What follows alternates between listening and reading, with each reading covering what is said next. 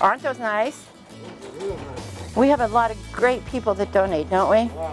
I was on active duty at the end of Vietnam, 3 years.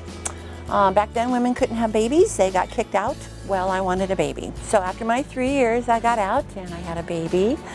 She was wonderful. And then they changed the rules again, and you could be in the military with a dependent child. So I re-enlisted after 3 years, and I went to Las Vegas, Nevada. I know, right? The Navy in Vegas. And that's where I met my husband. He was in the Air Force.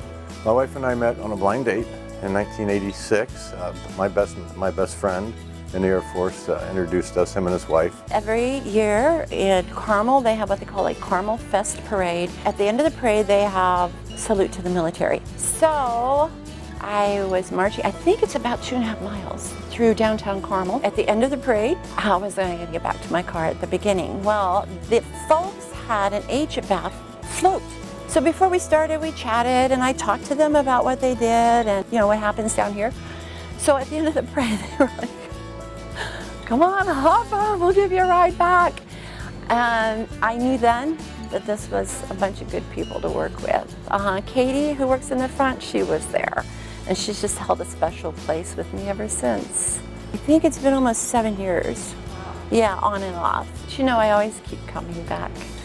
And I just retired in March, so with the COVID and I have time on my hands and I wanted to get out and do something and help the community. So my wife introduced me to it. After being a veteran myself, knowing that people struggle, it's a good feeling to help. First day I came, I really felt overwhelmed about the joy and just the feeling of helping, so it's made me come back. I think if anybody spends 10 minutes here, they'll see how important it is to these people to get just that little bit of boost, a little bit of something extra.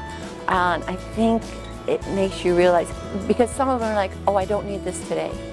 It kind of warms your heart, like they're not taking it because it's free or it's here. They take it because they need it, and that's pretty awesome. Well, we've been married almost 34 years, so to see him step out of his comfort zone and come down here to do something with me, I almost want to cry. Isn't that cool? This place wouldn't be here without donations and volunteers. So when I come in and I see all of these donations, it makes you know that there are still a lot of organizations and people out there that care about veterans, not just other veterans. There are several people who work here who aren't veterans, and I think that they're pretty special to step out of there and do that. Yeah, don't you? Yeah.